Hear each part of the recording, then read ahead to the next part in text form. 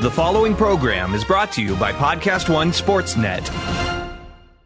This episode of the Steve Austin Show is sponsored in part by BetOnline.ag. Are you looking for a place to make your online wagers this football season? Then head to BetOnline.ag to take advantage of the best bonuses in the business. Use promo code PodcastOne to receive a 50% sign-up bonus today. BetOnline.ag, your online sportsbook experts. The following program is a PodcastOne.com production. From Hollywood, California, by way of the Broken Skull Ranch, this is the Steve Austin Show. Give me a hell yeah. Hell yeah! Now, here's Steve Austin. All right, everybody, welcome to the Steve Austin Show. I am coming to you from the Broken Skull Ranch 2.0 out here in the Silver State, Nevada. Sitting here in my podcast room, and as I cut the promo for this open, I've been trying for multiple takes. I realize that there's a little bit of bounce and echo going on in here. I need to put up some foam walls or hang some foam from the ceiling to better control my acoustics, so I apologize for that. Hell, this room reminds me of my favorite building to wrestle in, the Rosemount Horizon over in Chicago, Illinois. That damn building, I guess because of those wood ceilings, the people were so damn loud. It's just like you step on a gas pedal and there's an instant response. This room kind of reminds me of the Chicago Rosemount Horizon. Hell, I feel like I'm back in a squared circle. Bullshit. Anyway, hey man, today we're going to get into part 2 of my podcast discussion with the hottest damn talent on the independent wrestling scene, PCO. And here's a guy, like I've said before, I'll say it again, you know, he's just kept reinventing himself, and he finally comes up with this gimmick that really fits and he's just so comfortable with. And it's absolutely fantastic to see him kicking ass at age 50, just tearing the roof off of every building that he works in, drawing crowds, selling tickets, and that's what it's all about. So we will get into part 2, talk a little bit about always crossing the border in Canada. Man, all of a sudden you try to get across the big country there, and you stop in different places and you ask for directions, and people are kayfabing you because they don't speak English. Well, it turns out it's a damn shoot, as you will find out in my conversation with PCO. But more about life in the squared circle and on the road, and all the trials and tribulations that go along with it. I had a great time talking with PCO, and it's great to see a guy having the amount of success that he is this late in his career. He is a veteran that's been at this for a long-ass time, and he's at a very high level right now. So check him out if he's coming anywhere near you. Dude puts on a hell of a show, works a hell of a match, and he's very entertaining, and that's the bottom line. Well, as I look at my list of things to do today, after I finish the reads to this podcast and send everything to my producer, Sean, over there in the mean streets of Los Angeles, California, I got to get my workout in. My illustrious wife, Kristen, has requested that I take her golfing today. So there's going to be a dude out there throwing clubs, shanking balls, hitting them in the damn water. There's a lot of water features on this damn course we play out here. I ain't worth a flying shit. But my wife wants to play golf, so we're going to go play golf. And when we go play golf, I got the attention span for about 9 holes. After losing as many balls as I lose on a course, the frustration starts getting a little out of control. So I ain't got the attention span for 18 holes. So we're going to play 9, and then I'm going to load up my Terex on my damn trailer. I'm going to head over to the BLM. I'm going to ride for about 2 hours, and then after I do that, I'm going to put my buggy back on my trailer, head directly to the shooting range, take over about 2 or 3 of my .308 rifles, dial those things in, and do a little bit of target shooting, get some practice in, stay razor sharp because I have a mule deer hunt coming up with my brother-in-law on November 1st out there in Unit 034. I'm getting tuned up for that. I've got a bunch of other stuff to do. I got a bunch of, I got to get out there in my damn shop and organize that damn thing. I got shit everywhere. Hell, last time when my nephew came down, we had a flat tire on that Terex, and we blew out a sidewall, and I didn't have a plug kit. I didn't have a portable compressor. I didn't have a little jack. I didn't have any of that stuff. Well, I went down to the Walmart. I got the plug kit. I got a little compressor. I got a little jack.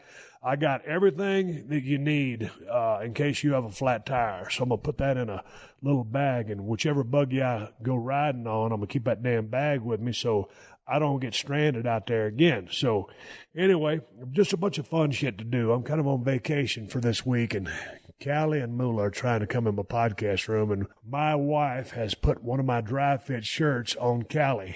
She's got her front legs going through the armholes and her head through the...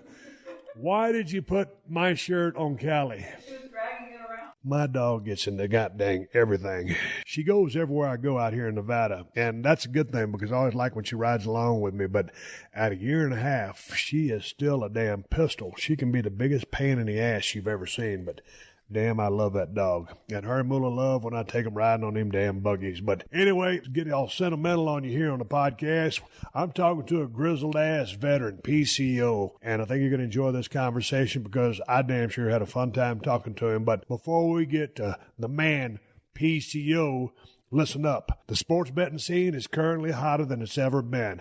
And the best part is that our friends at BetOnline have partnered with us here at Podcast One Sportsnet to get you in on the action. You heard directly from Dave Mason at BetOnline right here on this show. These are our go-to guys who we trust for all things betting. Lines, odds, wagers, inside info, you name it. And with the college football season in full swing, I think it's high time we got in on the action. Hit me up on Twitter with whom you're picking in this week's games. Here's a few games that I'm tracking. We got Syracuse versus number 3 Clemson. We got Tennessee versus number 2 Georgia. We got Texas A&M versus Arkansas. Use the hashtag StoneColdBet, and we'll pick one of you folks as the winner of a $50 credit for betonline.ag live here on the podcast. But first, you got to sign up. Head over to betonline.ag and use promo code PodcastOne to receive a 50% sign-up bonus today. One more time, betonline.ag and use promo code PodcastOne to start winning with your online sportsbook experts. Shut it down!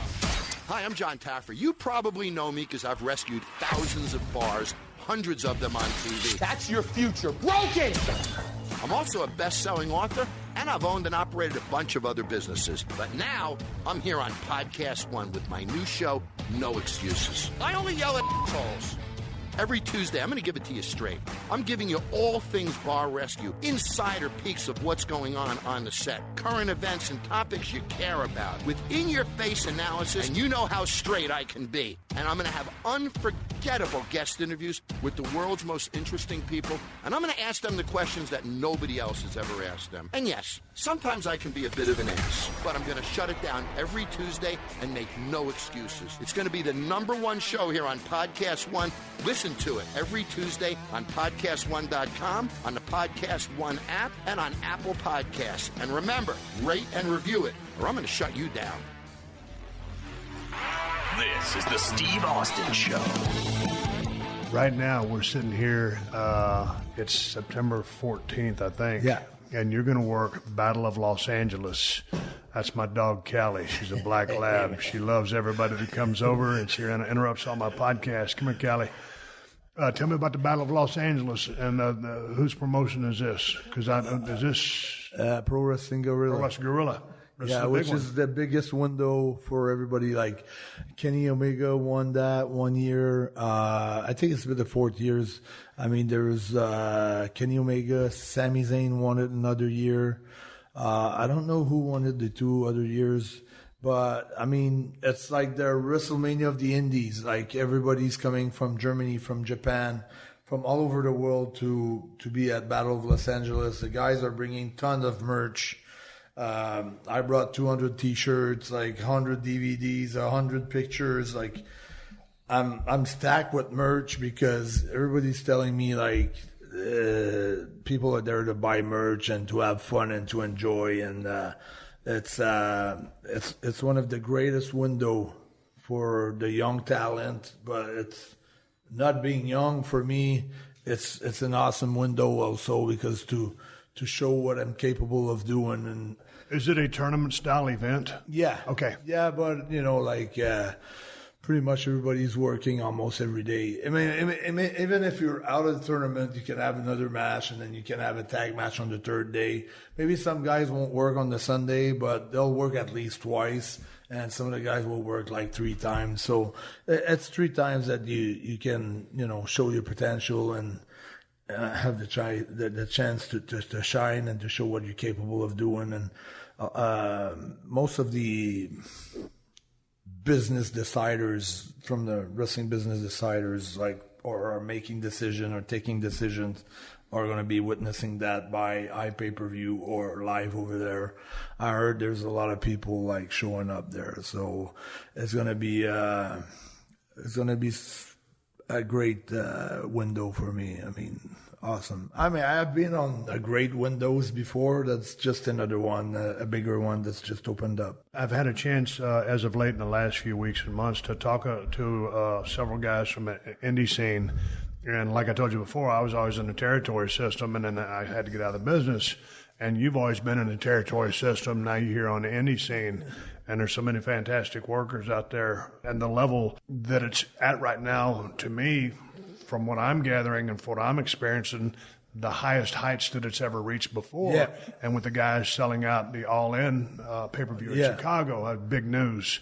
So what is your take on this thing from being, however many year vet since 87, we're in 2007, 17, 31 years. Yeah, but with some breaks in between. But nonetheless, I consider myself still in the business. I do a podcast, but I started in 90, I'm still in it. Yeah, that's it. So what is your take on things? Because you took a sabbatical, but you're back in the game after all your years of bouncing around and staying in places, and all of a sudden here you are on top of the indie scene. Like, to you, why the resurgence? Why is it so hot now? It just boomed since New Orleans, since WrestleMania weekend.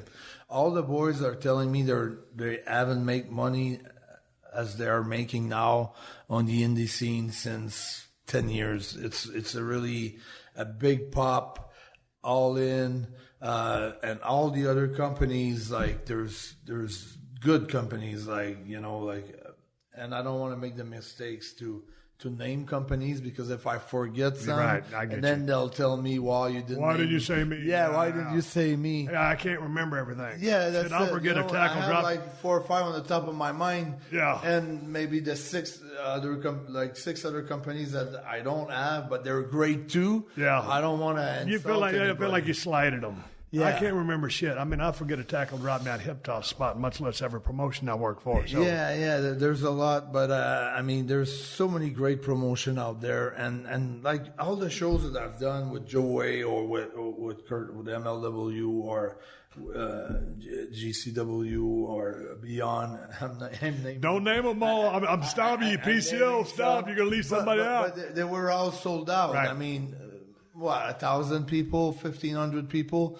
But it's more than sometimes probably Vince's house shows, Like I remember I did shows back in 95 or 98 where, if you go to a house show on a big arena, you had like 2,200 people, or 2,000 people. Maybe not at your time because no. It was pop. No. When I was there, when you're the ringmaster, or just before that, there wasn't nobody there. They were hard. It was hard. I've seen I've seen not too many people sometimes on buildings, and I've seen my paychecks being like ridiculous number. And I was when you're on a B tour, on a C tour, and then you're not on the A tour. It was a huge drop paycheck, so I'm feeling now that those companies are doing extremely well, and it's popping out. Like, are we going back to the territories? That's what I'm thinking. I don't know. Maybe yes, maybe not, or maybe they're gonna work things differently. But one thing for sure, it works. It works. Really, really. It's big because I don't think you've had so many indie guys on your shows, because tell me if I'm wrong, but indies are really taking a lot of place right now. I think there's enough talent on the indie scene right now to rebuild a total roster.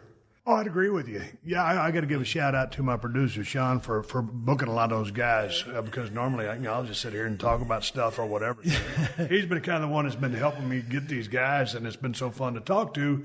They've all been so fun to talk to, including you and all the territories you've been in. Dude, you're old school just like me, but like I said, it wasn't something I was exposed to, and to hear these guys' stories, the way they got into business or who trained them or whatever, and to see them thriving on the indie scene when, for a while back, I mean, I would imagine it could be very tough to make a living on the indie scene. And it could be tough to make a living in a big company if you're just not in the right space or on the card, or you're not getting traveled. Anything can be tough. But it's been fun just because these guys can kind of talk openly about where they're at and not hurt their push or anything. Yeah, they also they're thinking twice about signing, because it feels to me there's a lot of retention doing by the bigger company where they sign guys to take them off of the indie territory, but they're not using them. So they're sitting on a tablets, but they got huge talent. So I don't know how that's going to play off, because there's nobody on the top getting off back into the indie. It's like a big retention of talent right now. There's so many talent. NXT, WWE, 205, this, that. But what are they going to do with everybody? Right. They only got so many spots. Yeah. And the thing about it is refreshing to me to see the resurgence in the indie scene, because for a while, when we got into the Monday Night Wars, and then, they kicked our ass for 2 years, and then finally, we started beating them, and then we put them out of business, and then Vince bought the company, and then they shut down the company. And it's like, okay, now you only got one big company. You have Impact or TNA or MLW or whatever, but you have one main federation. And it's like everybody's here, and really, realistically, so many people are walking on eggshells because there's no other place to go. Back and forth. I mean, WCW, when you have that kind of competition, if you do get fired, there's your spot that you can go. And I mean, so everybody was going out on a limb, pushing the envelope. I was saying the shit I was doing because, well, first of all, I didn't have no fear and I didn't care, and it was still the Wild Wild West. Yeah. But these days, it's a little micromanaged, and I know it's more corporate. Things have changed. Yeah. I'm living in 2018. I understand that, but when I see these guys out on indie, man, taking chances, putting shit out there, cutting the promos, that crazy ass Frankenstein stuff you're doing, man, it's out there. It's so entertaining and it's so organic. It just looks like a lot of fun. And the people that come by here just look like they're having a time of their life. Yeah, absolutely. I mean, it's been great. And the only thing that it's different from WWE, it's we have to organize, like, let's say I'm having like 4 days on the road. I have to have the promoter to split the ticket with the other promoter, and the other one to split with the other promoter, and the other one to send me back home. And sometimes when you start your booking, you have like Thursday, Friday, and then they send your tickets, and then you're adding Thursday and Sunday, and then it changes everything, and they say, I gotta change all your tickets now, and that's the pain in the butt. It is, because that was the thing. Nicole DeRazio, absolute sweetheart. Oh my God, man, she took care of me. She had all of my travel, and Russo helped as well. But Nicole DeRazio was my main person. And she would call me. She would tell me, she'd get my tickets, have my rent-a-car set up. I mean, believe me, this is after I got a little bit warm, because when I just came in as ringmaster, I wasn't hardly getting shit. But they coordinated all my travel, so that was a thing that I didn't even consider. How is travel these days? Like you said, all the different promoters, because they're all trying to save money. They've got to pay talent, but it's a business. Yeah. So that can be confusing. How do you juggle that? Because back in the day when I was WCW or WWF, I would know my booking dates kind of like, you knew in advance because you've been to every territory there was, right? Yeah. And so it was pretty streamlined. And with a major company, you had like 2 or 3 people working for all the boys, or however many it took. And man, just everything was a process because everybody was on the same loop. And then you carpool with the guys that you travel with. So it was streamlined.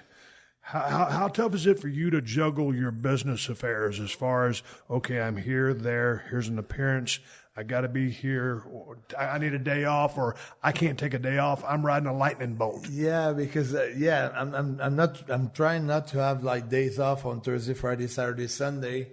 But sometimes when it's a pain in the butt, it's like, okay, let's say I'm in Philly, I got to go to Texas, and then I got to come back on the New York. It doesn't make sense as far as you can't go into an area like doing like San Antonio, Austin, you know what I mean? Doing like that. Yeah. It's like boom, boom, boom, boom. And sometimes coming back from Texas or LA, but you're almost losing a day on you're not getting paid, but you're coming back home and you're losing that day because the flight is so long that you're missing a day at home with my daughter or training or whatever it is, that I could do. There was a time when I was in WWF and, we'd fly, let's just say, okay, you're in Montreal, I'm from Texas, but we're working like the Midwest. So you fly into Chicago, you get your rent-a-car, you're going to work Milwaukee. Maybe you'll work lacrosse or whatever. You're going to work a loop. You're going to make a loop, and then you're going to return your car back to Chicago. Or if you had a drop car, you're going to get a midsize and drop it somewhere else. But you pretty much you're going to start off in one place, hit a couple towns, end up in the same place, and go home. That's something we cannot do now. Not always. Sometimes it works. Sometimes if you want to take that extra booking, you have to go a little bit further and then come back. You were talking, I can't remember if we was rolling the microphone or not, but you was talking about flying out of Chicago to get here or from somewhere, or one of the stories. But Chicago was one of my strongholds. It was one of the towns that really adopted or took on to the Stone Cold character. And it was just one night in the ring, and I wasn't getting a major push at the time, but for some reason that Chicago town was really behind my character, and it became a stronghold for me. And the Rosemount Horizon was my favorite building to work in. I love the Garden because it's special, but the acoustics in the Rosemount Horizon were just phenomenal, and the people there, the wrestling fans, are crazy. It was such a great atmosphere. So I love Chicago. It's a great town, but as far as traveling there, because the weather is so unpredictable, that was the town that I always seemed to get stranded in the most because a storm blow in, out, whatever. Yeah. There'd always be some clusterfuck in Chicago. So I hated to travel through there, but I loved the city itself and loved the wrestling crowds. Have you had those certain towns that really gravitated towards you, or the ones that just always created a discombobulation with your schedule? Yeah, it's not that bad, but I have like those towns where I feel like I was in Austin, Texas the other day, and I got such a welcome. It's for me, like, I always been told by the office that I could never be a babyface, and having those, welcome. Place like Texas or even like Chattanooga, on the South, where it's totally a different story. And having those like PCO chants and things like that, it feels so good to me. I'm so proud of that, being able to accomplish that, because it was something that people would have bet their house. It would have bet anything against me that being a French Canadian, I could not be liked or loved by any crowd in the United States of America.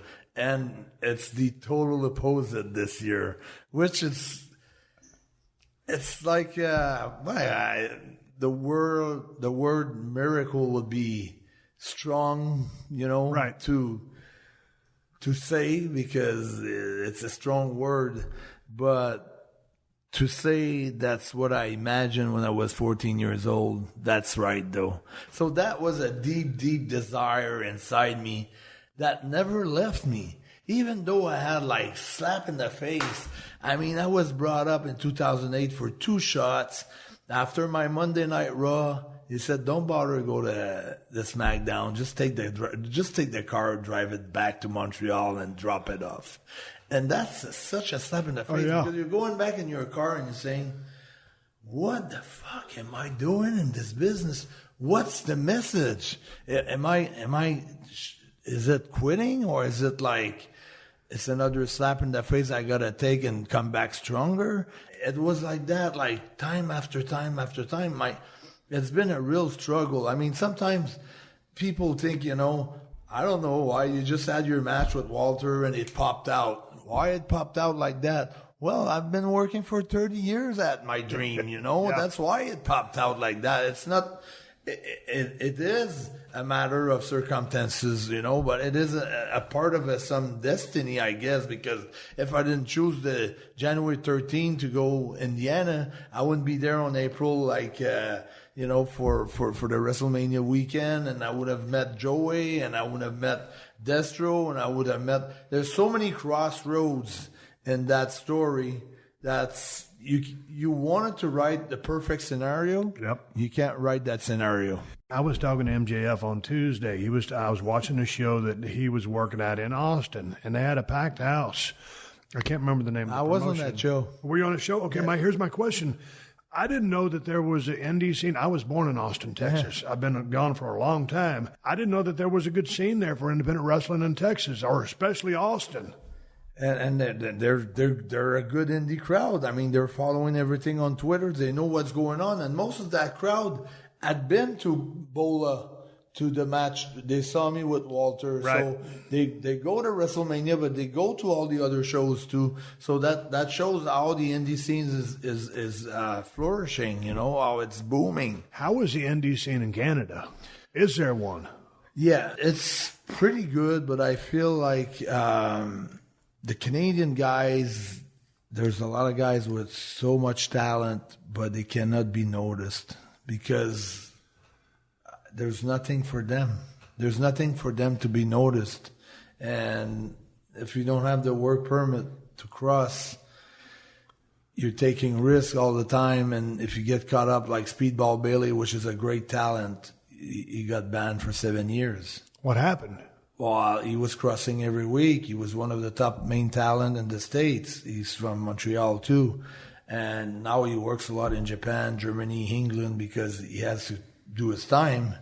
But he got caught at the border, and they said... Some gimmicks? They took his phone. They saw all the money that he was making, the email and everything, and then they sent him back home. And they Speedball Billy? Yeah. I haven't heard of him. Oh, yeah, he's a great worker. I'm going to look him up on YouTube. Yeah, Good talent. Mike Speedball Bailey. Just a reminder, while I'm sitting here flapping my gums, there are millions of skilled workers out there, construction workers or utility repairmen who make their living as doers. They keep the lights on, the roads paved, the water flowing. They're the unsung heroes who keep the world moving. In fact, this podcast might not even exist or get to your ears without skilled workers to provide the electricity and bandwidth for your laptops and devices.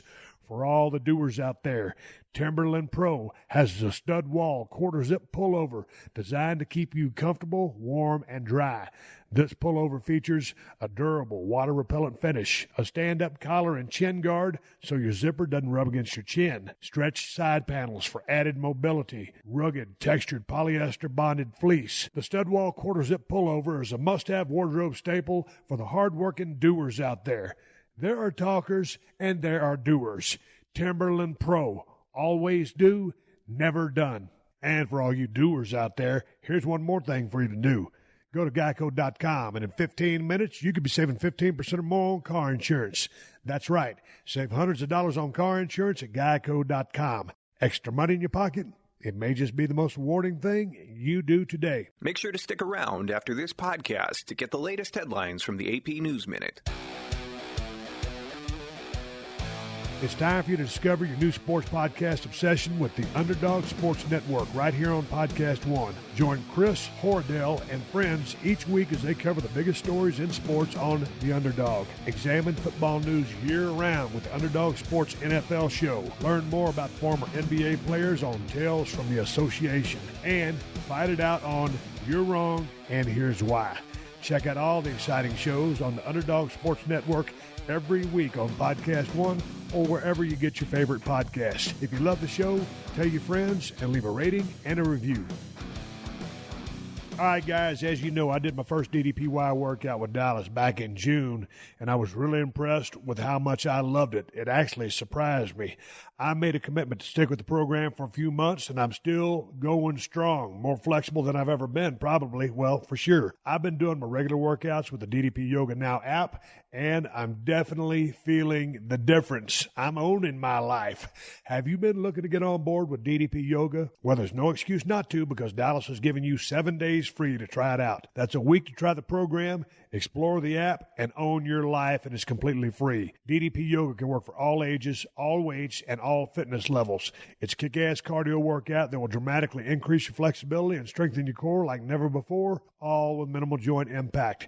And check this out, DDP's upcoming book, Positively Unstoppable, The Art of Owning It, now available for pre-order, filled with lessons from Page's life that share his own struggle to find his calling, overcoming one obstacle after another, Positively Unstoppable is a Bible for anyone who needs to be re-inspired to follow their dreams and take real action towards the things that matter most to them. Positively Unstoppable will be released January 15, 2019, and is available for pre-order anywhere books are sold. Just for listeners of The Steve Austin Show, you can save 20% off all DVDs and annual memberships for the DDP Yoga Now app. Just go to ddpyoga.com/Austin to take advantage.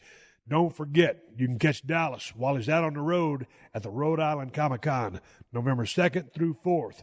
Tickets and information at ricomicon.com. This is the Steve Austin Show. Hey, man, tell me about, let's shift gears a little bit. I want to talk about Canada, because going to Canada was an experience, and it was a lot of fun. And when I was over there, I mean, the people to Canada really took to me, and I'm very appreciative of that. I mean, it's just right. We're connected, right? Yeah, yeah. So, but it's different. Like you said, a person from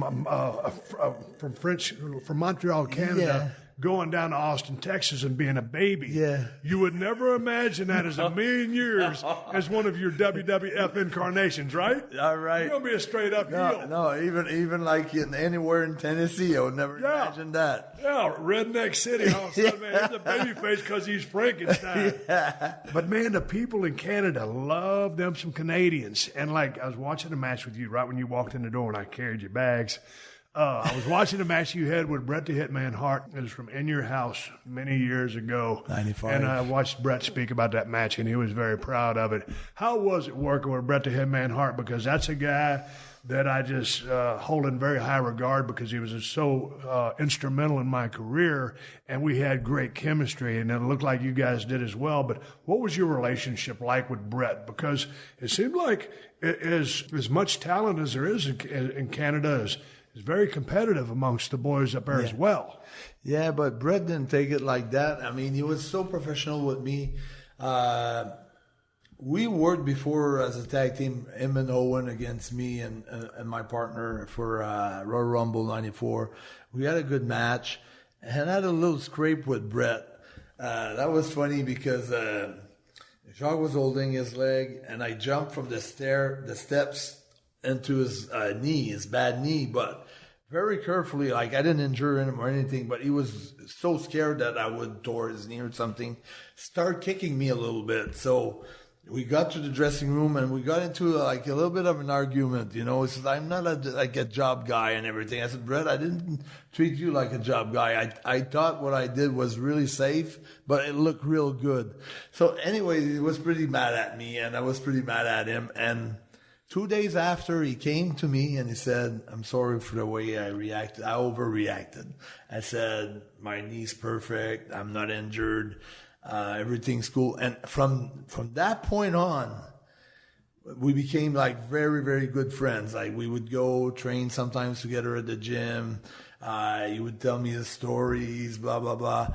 And then when they decided to put us on a run together, they kind of gave us a little, matches like dark, like main event dark, Nashville last match of the pay-per-view, but not shown on the pay-per-view, but taped for Coliseum video. And then we ended off good. And then after that, they put us on a 3 or 4 months run together. And then the In Your House, the Raw, and we had like a bunch of matches together. And he said, man, call me home. We'll start to put the match together. And he was so professional about it. And I remember he had like so many, when you're like, you were so busy, like you try to put your match. Hey, Steve, we need you for a picture. Yeah. We need you for promos. And you always get cut off between, trying to put your match together. And Bret at one point said, hey, listen now, I'm going to put my match together with Carl. And then, after that, I'll do this and that. And he gave me his phone number. Call me anytime you want. If you have any ideas, shoot it to me. And we spent times and we had fun putting the match together. And we really enjoyed our matches. So me too. I place him pretty high as far as one of the top worker, ring savvy, psychology, putting a match together. It's one of my favorite one. Like one of the top guys that I I put up there. I mean, and he was always so good to me. So good to me. He was good to me too, and he's one of my favorite guys to ever work with. He's one of my favorite pro wrestlers of all time. I remember he was working one time, and I think it was getting towards the end of his run. I can't remember where we were. I don't know if I just came into the company or I'd been around for a while. My timeline is messed up. I've been hitting the head with so many steel chairs, but nonetheless, Bret was in the main event. He was running a little bit late, and he had a flat tire. And so I'd already worked, and shit, I went out there. I think it was a Lincoln Town car he was driving. It was a rental car. And I said, shit, man. I said, Bret's got a flat tire. So I never carried anybody's bags other than yours, so I'll bring to my house. But I went out there and changed Bret's flat tire for him on his rental car so he could get to the next town. That's how cool Bret was to me. So I changed the flat tire on his car. Here's the thing. You've been around a long time. No bullshit. You've been in business 30 years. We damn near broke in the same time together. You're a little bit earlier than me, but you're from Canada. I'm from the United States. We're crossing paths back and forth into the border, right? Yeah. And a lot of times, guys are carrying gimmicks. Yeah. Don't need to get into the details, but it's gimmicks, okay? Yeah. And so one of the famous stories was Iron Sheik. And I'm not out of place in telling this story. I'm not dropping any dimes. I heard it. This is a well-known story. So I don't know who the parties involved were. I just know that it was a Sheik, and Sheik liked to smoke. And I guess he had about a 1/4-ounce bag. And all of a sudden, they get across the border. He'd taken his stuff out and put it in one of the boys' bag. And so everybody gets through the border, and then he goes up to whoever's bag it was he put his stuff in. Berserker. Oh. Berserker. So fucking, then I guess Berserker goes, Sheik, what the fuck? Are you crazy? I could have gotten in trouble for that. Yeah. And according to the sources that I've heard the story from, there's the Sheik twisting his mustache. Better jabroni get caught than Iron Sheik. Was that how it went down? That's what it is. Fuck. I heard that story. Dude, that's some serious shit. You can't put some shit in somebody else's bag and leave him hanging. Yeah. Because if he'd have got popped, dude, because the boys this is back in the Wild Wild West. It's not indicative of today's system. It's pretty goddamn scientific over there right now. They're flying by some pretty tight rules. But back then, it was pretty damn loose. So some guys got pulled over with some shit. So, like I said, I was never packing anything crazy over there. All my shit was what I was supposed to have. But nonetheless, you would end up, or I would end up, or the boys would end up in customs sometimes for 2, 3, 4 hours, whatever it was, however long they wanted to fuck with you, they was going to. And then it got to be a period where, man, they were just flagging us through, and that was cool. And then some more boys brought some shit, and they got busted. And, dude, that just turned out to be the biggest pain in the ass. It was like, I loved going to Canada, but I just hated getting there because I know what everybody was going to get through. Yeah. We worked a pay-per-view there one time, going back to how Canadian fans are so loyal to the Canadians that they really love as well. You have to be over. We worked a deal where I was probably pretty much white hot as a babyface. And then, Bret had, I think, I don't know if he'd turned heel at the time or not. I don't remember when it happened. With the Hart Foundation? It was the Hart Foundation versus me and Road Warrior Animal and Hawk and Goldust and one other guy. And it was Brian Pillman, Bret, Owen, Anvil, whatever it was. This big ass, like a 10-man tag. Yeah. Dude, we went over there and like I was a babyface in the United States. We're all over the world, really. But over there, we knew it was going to be different. And, man, they treated us like, no pun intended, stone cold heels. And Bret and them was the baby faces because we was in Canada. Yeah, I remember And I that. was like, we're playing to the world. It's on pay-per-view. But it was like role reversal. Yeah. And so I'm not playing to the world. I'm playing to the stadium that we're in. And so, man, I'm working, heel like a motherfucker. And it was so fun. It was in Calgary, the Calgary Stampede. And that match was so electric, and those people were so involved. And then I ended up getting handcuffed at the end of the match, and I was flipping everybody off behind my back. But, dude, there's just something about, I don't know, people over there love our wrestling. Did you grow up watching Calgary wrestling? Calgary a little bit, mostly international wrestling with Dino Bravo, Rick Martel. That was the territory that was really, really strong in Canada. Maybe a little bit stronger than the Stampede. Well, and it's funny because, I got a little bit of the Calgary Stampede later. stuff, and everything was very regional. So I wasn't getting anything from that far away, and I wasn't familiar with the Montreal stuff. But y'all had huge stars as well. You just brought up a name, Dino Bravo, which brings up another name to me because weren't you trained by a guy named Gino Brito? Gino Brito. Yeah. Gino Brito. Yeah, he was the owner at the end. I mean, Dino was the owner of the company with Rick and some of the guys. There were like 4 or 5 guys like that owned the company, yep. but like Vince signed them. Like then Dino took the company, but once they signed the Rougeaus, Dino, Aku, Martel, and Zank. Jeez, like good names. Yeah, territory is pretty hard to survive, and it was that at one point where, and Stampede had signed like Bret, Dynamite, Davey, some other big names, and they did the same thing with the Von Erichs. They did the same thing with Jarrett, and it was the same thing all over the world basically. So everything else was crumbling down. Like Dino was. Gino Brito was telling me, because I still talk to him quite a lot. He was up, I think, $400,000 up in the bank account, and Vince had offered him like 10% or a good percentage to just run the show for him, and give him a percentage, take care of the Giant and things like that, and turned that down and went bankrupt. So that's the move that I think he regretted a lot. What was training like for you with Gino Brito? Because I imagine he was a textbook scientific wrestler, and all of a sudden, I mean, you have this athletic ability and push the envelope once you got into business. But what did your training consist of? Just your basic tumbling, learning how to take a bump, some chain wrestling? What? I was not really strong on chain wrestling, and Gino was there, but Gino was not like really in the ring. Like he had like guys doing stuff for him and things like that. Edouard Carpentier was one of the main guy. So Edward was really good on the basic of, like one foot after the other to bump and to get a good solid base, and was more on the high flying stuff. Yeah. And then you had like the other guys that when I broke in, you couldn't get to the ring until you knew how to fall, and you would learn how to fall on the cement floor. You do your handstand, fall on the cement floor. You take the body slam on the cement floor.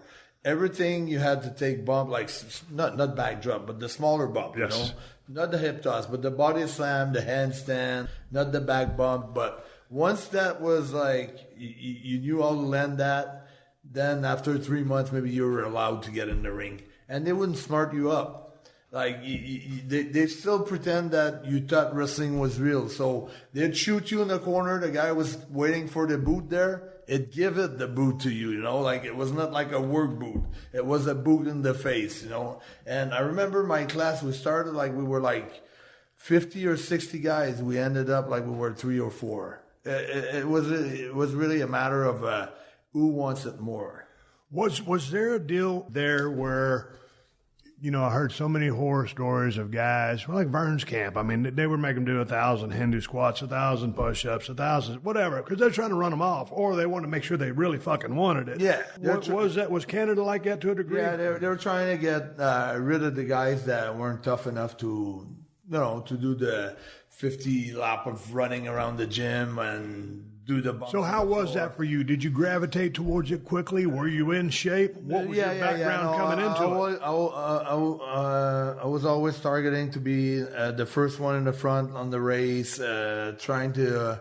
that's how I developed a taste for bumping, like on the floor and things like that, because I learned that way, and I learned how to take bumps properly, and that was my strength. I was a bump taker. So that was really my thing. Like I was more as a bump taker than I was a chain guy wrestling, I was good with my basic, but I was more like someone who take huge backdrop over the top rope, get slammed on the floor. All things that may look like crazy that was me. So that's how I developed my style. How long was it before you had your first match? Because I broke in, I had 5 months of training, I only trained 1 day a week. I wasn't ready when I had my first match, and I got smartened up right before my first match on television. I told that story last Tuesday, so I don't want to tell it again. What happened to you, and how did it go? And did you, because I knew something was up, but they weren't fucking telling me. So I was like, all of a sudden, I didn't even know I was going to have a TV match till I got to TV, and here I am. And they smartened me up. Hey, man, it's a work. Yeah, they wouldn't even say it's a work. They were going with like this or that. Oh, thumbs up. He just did a down. thumbs up, a thumb down. Yeah. And it was like not too much preparation. It was like, we'll call it in the ring. You're a new guy. Basically, you're getting squashed. So there was no point calling shit out because there's no way you're gonna get your shit in. Not for the first 3 or 4 months. So I was basically getting squashed. Like it was like a house show, maybe 200 people every Sunday afternoon. It took the first year. I think I didn't even have like a win for the first year. It was really hard. When you started, how often were you working every single week? Yeah, every Sunday. Plus, I was picking up like some spot shows sometimes on the outside. Like Montreal, right inside Montreal. It was a guy that was linked to Gino Brito and Pat Patterson. That was called Pat Girard. That had his gymnasium where they used to have TV tapings there, and I even saw. That's funny. I said Scott Steiner broken into Montreal against Aku. That was something else. Yeah. And he told me that like maybe a month or 2 months ago at a convention that he broke in Montreal. That you could tell he didn't have like much, like he was like green as hell. And Aku was like, like Aku. Well, Aku's Aku. So it's a different animal. So seeing that, it was so weird because when I worked with Rick and Scott, they were already like, superstars. So it was always cool to see old tapes like that. But yeah, that was a hard time there. I remember one time I'm bringing all my family from like 2-3 hours away from that show, and they're all waiting for me to have a great match. I get in the ring, and then Pat was giving from the table announcer. Wow. So he looks at the guy that I'm working for. It's been 30 seconds and I'm in the ring. He goes, go behind and I'll roll you up 1, 2, 3. I was mad, man. I got in the dressing room, punched every fucking lockers. I threw everything out. I was so pissed because I like so many members of my family coming driving like 2-3 hours to see how good I could be, and it didn't last even 30 seconds. Oh my God. So you can't see us on the podcast, but he's sitting across from me and they're in the ring 30 seconds, and all of a sudden Pat gives the thumb down sign, which means he's going to get beat. And all his family members are from 2-3 hours away, dude. And I'm giving shit to the guy that I'm working for. Yeah. Why did you do that? He said, no, he gave me the office. Yeah. Didn't you see he gave me the office? No, I didn't see the office. And it's funny about giving office because there's always different methods. Like you said, I mean, ringside, there's Pat giving a thumbs up or thumbs down. Dude, man, that's like getting a death sentence right there. I mean, and it's arbitrary. It's from someone else. And it's kind of like in WCW, for instance. Well, back in the days, they didn't have the headsets and stuff like that. I mean, they used a pencil or stuff like that to give the time signals to the referee. If someone was really stinking the joint out, the agent at the time was a guy named Grizzly Smith. Grizzly Smith was about 6'9". I remember him. Jake Roberts' father. So, I was talking with a real deep voice. Well, Steve. And so anyway, if you're stinking the joint out, Grizz would always wear a tie. And so if Grizz came to the ring, well, I'll give you a classic example. A couple of the guys got into some business and they started partying before the show started. So they were kind of not in a good place once the match started. And they were out there working in slow motion. It was one of the worst matches I'd ever seen. It was a curtain sellout because all the boys knew that the two guys were hammered. And this is a very rare occasion because this didn't happen all the time.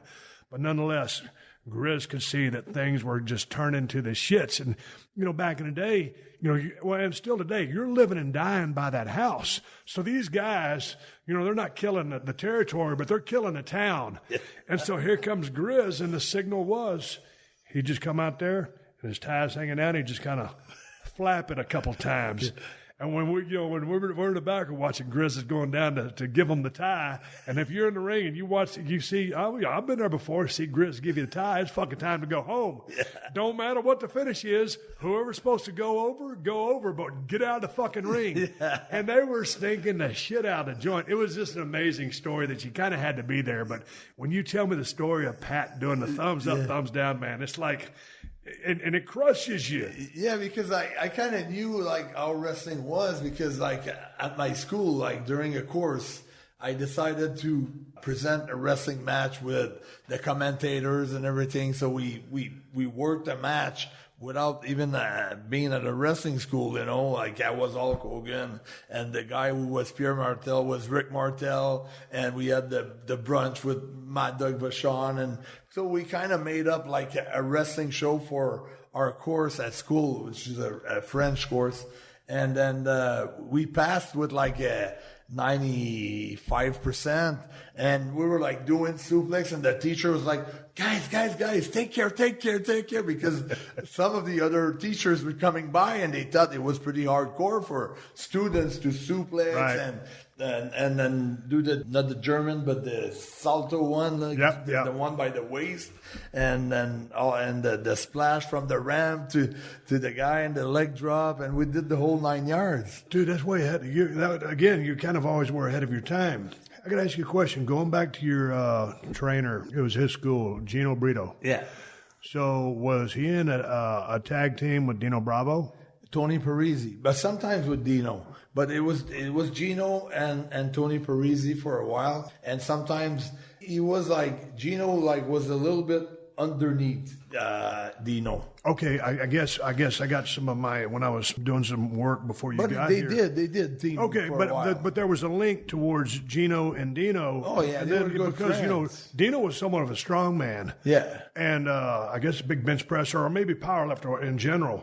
But and I like Dino Bravo. He was a great heel. And of course, I was very young back then. But anyway, my point is, dude, what was the deal behind him getting taken out? Well, it was so many stories, because Dino was kind of I didn't know him personally, but from what I've seen, one time he was going to the Paul Sauvé Arena where the wrestling was, or he was going to the Montreal Forum. He took the bus, and he decided that he was not going to pay to get in the bus. So he got into a big argument with the bus driver, almost knocked him out. So that made the front page of the paper. And then another time, he's at the Canadian game, Montreal Canadian. He's right behind the Nordiques coach, Bergie. And Bergie's not big, and Dino flipped on him because it was some fights on the ice and everything. He wanted to kick his ass. And the coach was telling the story last year. He said, I never was so scared of my life. So Dino was getting publicity different ways. And then I guess what happened from all the stories that I heard, he was just coming off the big run against Hulk, which I guess he made tons of money, I guess. And he just bought a super huge house, a couple of $1 million or whatever, and the raising his standards of life very highly, and then he got fired from Vince, and then to balance it out, nothing can work out when you get used to those checks and they start coming in. The brain goes backwards because, I was in a situation where I was not making as much money as he did. And when they stop coming in and you're not ready for it, it's kind of a downfall. You know, you start flipping a little bit. You're wondering, okay, now how can I, continue to pay that house or those cars or afford that big land and you're not. You're living on this, and then it stops coming in. Yeah. You raise your level, of life to a standard where you're a big superstar, but now it stops coming in. So I guess he got into the cigarette smuggling, and then probably with mafia, probably did a few things that weren't right, from what I heard, and got shot like 17 times. Yeah, I read about it, and it wasn't. Nobody broke into his house. Right. They had the key, or they just knocked and he opened up the door. So it had to come from someone from within his entourage. So that's what the story is. But it was never actually proven 100% what really happened. Right. When you were a kid, growing up, I'm looking at you, and if I didn't know, I wouldn't know that in your right eye, you're basically 90% blind, or almost 100%, 95%. I mean, I can't see nothing. It's like I could barely walk in a house here, like by touching the walls and seeing some space, but it's not like I could play ball or drive a car. That my life would be basically almost finished, if I'd lose my left eye. I mean, not finished, but it'd be a boring life. Right. I couldn't watch TV. Yeah. But does it affect you in the ring, or like depth perception as far as driving, or because you've been dealing with it for so long, it's just what you know? You have to be constantly, like I said, you can't have a straight forward head looking. You have to be like in an angle like that, so your peripheric vision comes from that one eye, so that vision goes this way, instead of having like that vision only on the half side. So you always have like your head like that a little bit. So basically what he's doing is turning his head so that his good eye is facing forward. He's doing the perfect vision. So that's when I do a moonsault or a backflip, my head's a little bit sideways because I want to see the walls on the side. It's not that I want to see behind me, because I'll know the floor will come eventually, because the way that my actions are done, I know if I do all, what I'm supposed to do, the floor will actually appear at one point, and I'm confident that it will, because I drilled it for so many 500 times, 1,000 times, so I know it's going to be there, but it's just that I need to see the walls on each side.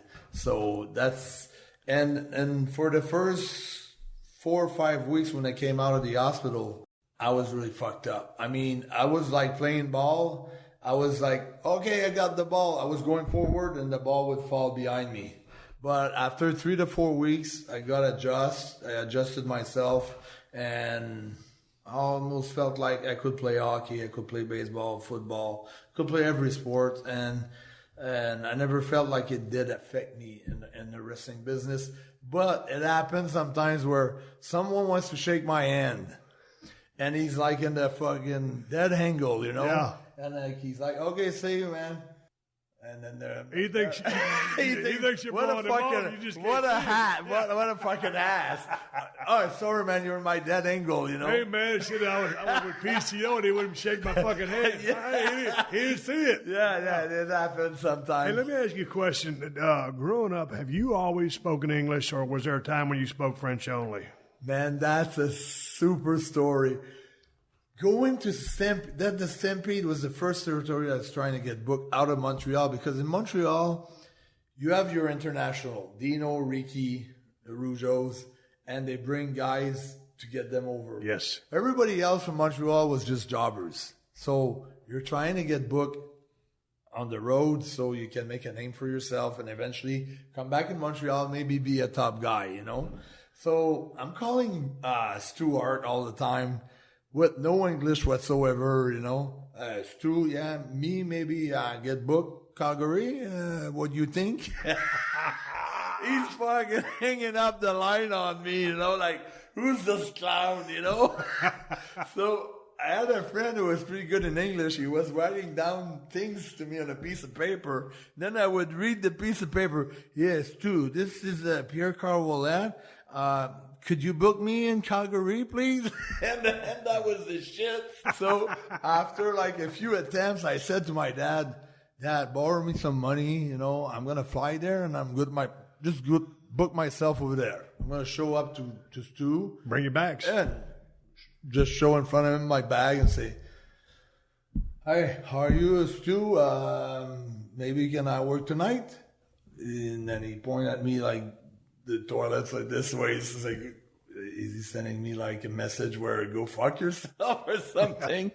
And eventually I kept going to see him, talk to Bruce. Now Bruce is in charge of the booking. Then I went to see Bruce. It was a pain in the ass. I mean, and they ripped me. Like they said, okay, now we're pretty full in Calgary, but man, we might have some space next week in Edmonton. So I was taking the Greyhounds. I was 16 years old. Jesus. Taking the Greyhound bus, 5 hours, go to Edmonton. Get to Edmonton. Anybody didn't show up? No, everybody's here. Maybe next week in Calgary, maybe we could use you. I'd take the Greyhound back to the Calgary Stampede. And I was living with the Salvation Army. And I was dying. I didn't have no money, Dude, that's not a rib. That's getting fucked.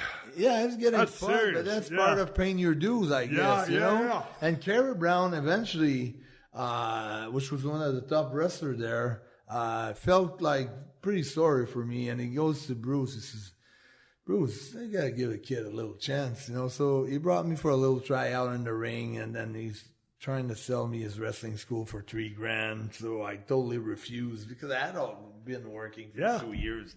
I had my basics. I knew maybe I give them $3,000, which I don't have. And maybe I'm getting like squashed a little bit, but I won't be on the roster. So went back to Montreal, totally despaired, totally like down, depressive. And then started to send some stuff to Emile Dupré in the Maritimes. And then from not being able to make a roster in Calgary, they put me right on top with Bulldog Bob Brown, Masaru Chono in the main event for the tag belts every night. I never made enough, so many screw up of my life because my English wasn't good. So right. Bulldog would shoot me in the rope, baseball side. I couldn't understand, so I'd come back, I'd bear hug fucking Bulldog. What the fuck is that? The fucking bear hug?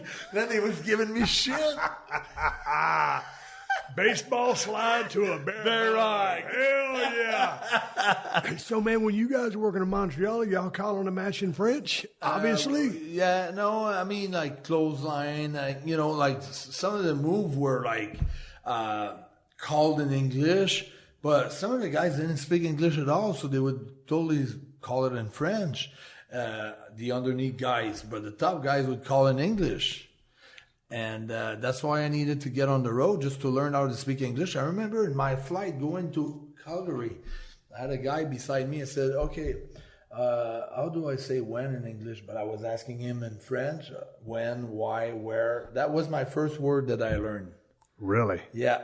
And then that was my base when I step out of the airplane in Calgary. That was my English base. And I was so discouraged that I met that girl in a bar. But I was so ugly. I had the bleach blonde hair that were over blonde that my girlfriend totally missed. My shoes were white, but they were so dark because I was so poor. And then I met that girl, and she invited me home for a supper or dinner. So I thought maybe, she wants me or something. No, she presented me to parents. She felt like I needed to eat, basically. Right. And she wrote me a letter, like a card, almost a Christmas card. And it says, don't worry, I'm in your corner. And that card kept me going for probably 5 to 8 years. Don't worry, I'm in your corner.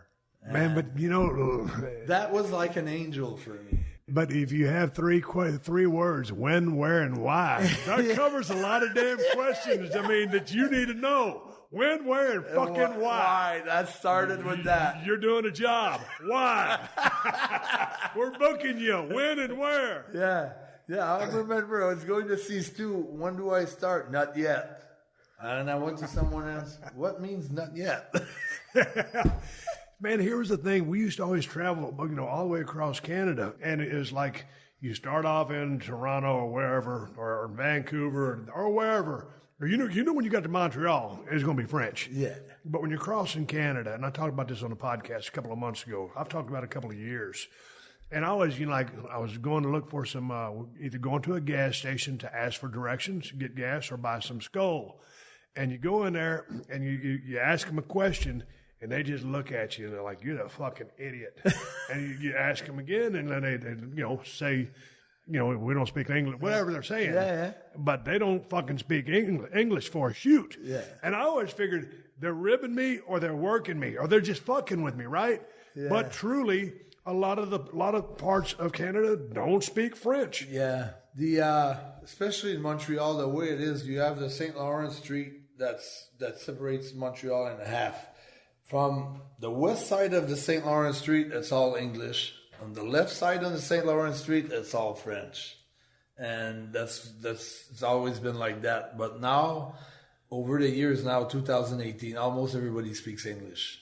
I mean, a lot. And Quebec City was worse for you guys. Quebec City's only French. No English whatsoever. Right. Yeah. Quebec City is the worst. I mean, that's totally 100% French. That's where they got that French pride. But with the Olympics and all that, Canada at one point, Quebec was like almost the black sheep, Toronto, Calgary, Vancouver, all the other Winnipeg, they were all gathering together, and that French section of Montreal was like, it was almost like the black back in the time, back in the days. At the Montreal Forum, the French people couldn't sit with the English people. Really? They had a section where they were poor and they had to be together behind a fence, and they couldn't sit like on the good seat. It was all rich people that were Jewish or English and things like that that controlled the whole Montreal city. Right. So it was a lot of wars between French and English, and then over the years everybody forgot about that, and now everybody started gathered together. And the Olympics really brought the country together. Man, when I talk about my travels over in Canada and sometimes how frustrating it could be, I had a blast in Canada, whether, from the East Coast to the West Coast, and in the North and South.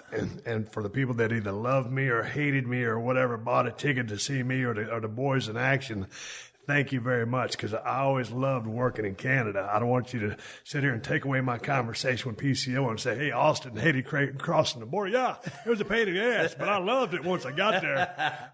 Let's wrap this thing up. Tell people, first of all, man, congratulations on, man, just I guess you kind of just, however you reinvented yourself, or you found the right time zone, or however the stars lined up. A lot of passion. You never gave up. You took your sabbatical, but man, congratulations on all your success. And also, this is very important. I didn't want to be like the 50 years old that tries to hang in there but can't.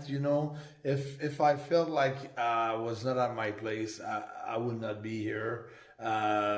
It's important for me to be able to compete with the 25 years old, the 35 years old, the 40 years old, and to be at the same level, and to be able to tore the house down and to be able to really not look 50. That's the main goal now. That's the thing.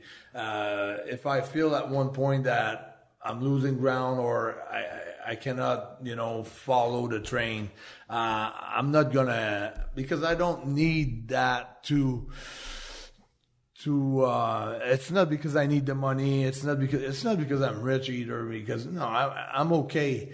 But it's really also because I feel like I have something that I can give up, and I not that I can give it, that I can give to the business.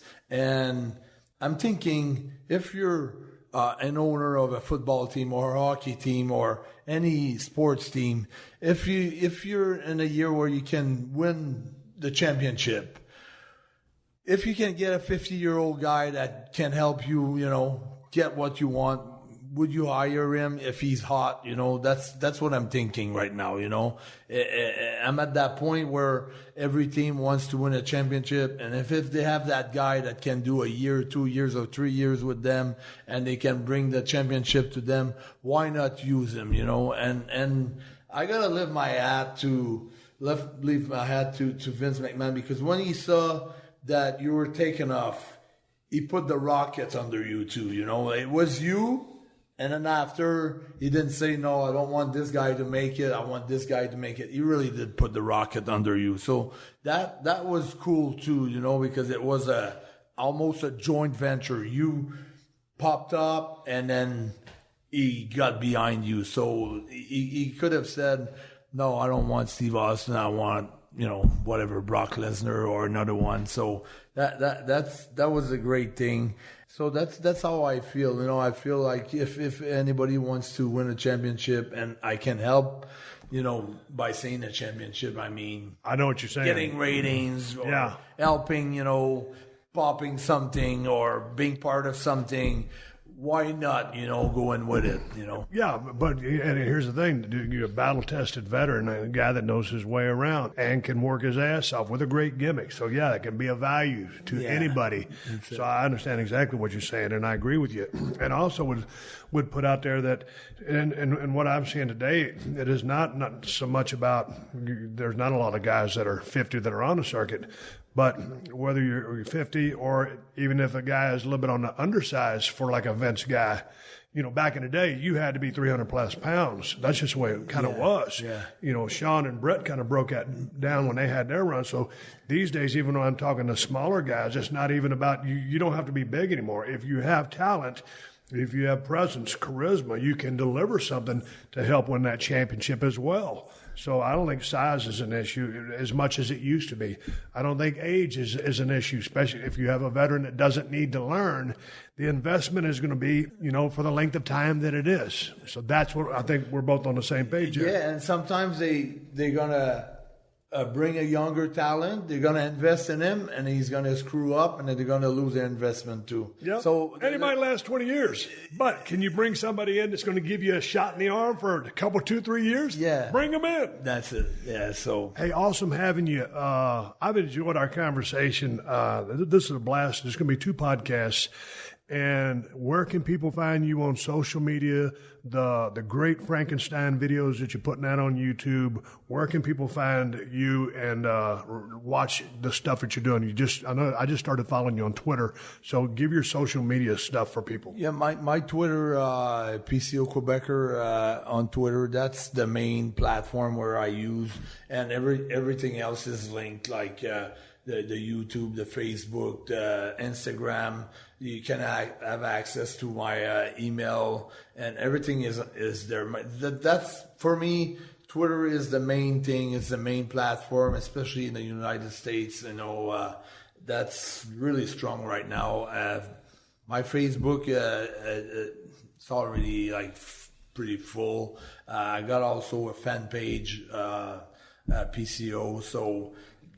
But it's all on the Twitter page. So from the Twitter, you can access to every other platform, social media platforms. Man, I carried PCO's bag in here, and I've done my research before I came in. But then I was watching match after match, and I was reading. I was like, man, this motherfucker's been around forever. He's a little bit younger than me, but been in the business longer than I have. I said, man, this is going to be a good fucking time. And it was. Thank you. Thank you very much. From kickoff to the classroom and beyond, the Big 12 podcast gives you an inside scoop on the latest and greatest happenings in the Big 12 Conference. Join Chuck Cooperstein each week as they check in with the Big 12 Commissioner, Bob Bowlesby, and other guests to go over the best highlights and look ahead to the biggest events in the conference. The Big 12 is your conference, and this is your podcast. Listen free to the Big 12 podcast exclusively on Apple Podcasts, PodcastOne.com, and the Podcast One app. If you love the show, share it with a friend and leave us a rating and review. All right, everybody, give me the go-home cue. It's time to wrap up this podcast and ride off in the sunset. Before I do that, I want to thank my guest, PCO, for coming by the crib a couple weeks ago and shooting the breeze with me. I had a good time talking to that guy, and I'm so proud of him for lighting himself on fire in the business of professional wrestling, reinventing himself, constantly trying to find out what works. And I send this message out time and time again to everybody, and I keep saying it. And the reason I keep saying it is here's a classic example of a guy who's 50 years old, who's been in the business for a long-ass time, and kept reinventing himself till he finally figured out the best fit for PCO. So, man, if you're getting started in the business of pro wrestling, or if you've been in the business for a while, never stop trying to reinvent yourself. No one knows it all. There's always room to improve every single facet of your game. PCO, one hell of a damn worker, a great athlete, very physical, very tough, finally puts together this badass Frankenstein-type gimmick, and it's just blowing people away on the indie scene. So I can't stress enough how cool it is to see him morph from different gimmick to different gimmick to different gimmick, and then finally come up with this one that really works. Proud of him. Hey, man, I got a badass beer for you. It's called Steve Austin's Broken Skull IPA. It's from El Segundo Brewing Company. I invented this beer along with Rob Croxall of El Segundo Brewing Company a couple of years ago. We're going on damn near a 3-year anniversary. Beer is running strong. It's a culmination of just all my days of drinking beer and kind of slowly getting into the craft beer market, and then really falling in love with the India Pale Ale, my favorite beer. We sat over a table and beer after beer after beer. And I talked about how all these beers, hit me, where they hit me on my palate, the bitterness, the hops. And Rob put together one hellacious recipe. And this is the best IPA in the United States of America. And I will stand by that because it's a damn shoot. You can find it at Whole Foods and Total Wines if you live in SoCal. If you ain't in SoCal, you're probably shit out of luck. Head to 140 Main Street in El Segundo if you're doing business in Los Angeles, and grab you some fresh bottles out of the cellar, or get you a fresh beer right off the tap. If you're looking to get a badass pocket knife, which I highly suggest everybody have for various reasons, cutting rope, opening letters, defending yourself, whatever it may be to get you out of a jam, I got 2 badass knives from you. They're from Cold Steel Knives. The strongest, toughest, sharpest knives in the world. And it's the Cold Steel Broken Skull knife and the Cold Steel Working Man's knife, and you can find them at my new Amazon store. Amazon's got the best price on both knives. Just go to amazon.com/shop/Steve Austin, or go directly to the Cold Steel Knives website and check out all their badass stuff and find what you want and what you need, because they got it. I want to say one more thank you to all the fine sponsors of the Steve Austin Show, especially BetOnline.ag, Timberland Pro, Geico, and DDP Yoga. That's how I'm able to do this podcast for you twice a week for free.